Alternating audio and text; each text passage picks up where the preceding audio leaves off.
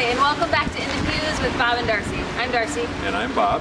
And today we're going to be talking about angels. Our question comes from a 13-year-old at our church, and he asked this around Christmas time. And for him, the hardest part of the Christmas story to believe was angels. Well, angels are really an interesting concept. In the Hebrew scriptures and in the New Testament scriptures, we see them occasionally.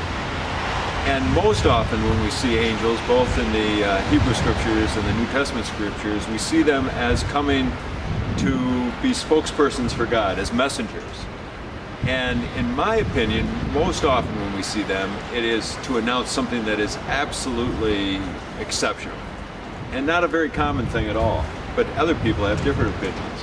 Well, the other way angels are used is with the charge that they're supposed to protect the faithful. So this is where our culture gets the idea of a guardian angel.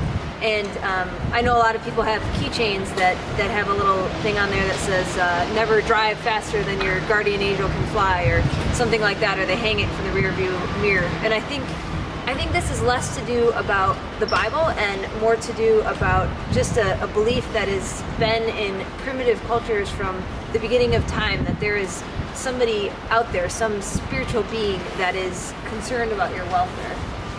Well, and you know, for me personally, I kind of have a hard time with the idea of guardian angels, and yet I would love to believe in them. It's one of those things. And yet, from the point of view of my pastoral ministry, there have been many times I've talked with parishioners who have had experiences with angels. And they're very logical people, very well-educated people. And so I can't dispute their reality, but I haven't had much experience in terms of my own reality with angels, that's for sure. Yeah, I would say that they're hard to prove, and I don't think it is a make or break your faith if you do or do not believe in them, but I do think people's experiences can lead them to believe in them. I think it's easier to prove the idea of a guardian angel or a protector of you if you've had a positive experience. And if you've known someone who is a loved one who's died in a tragic car accident, for you it's probably going to be a lot harder to believe that there's any type of protector out there. It just depends on what hand you've been dealt. So I would love to hear from any of you who have had experiences with angelic presences in your life.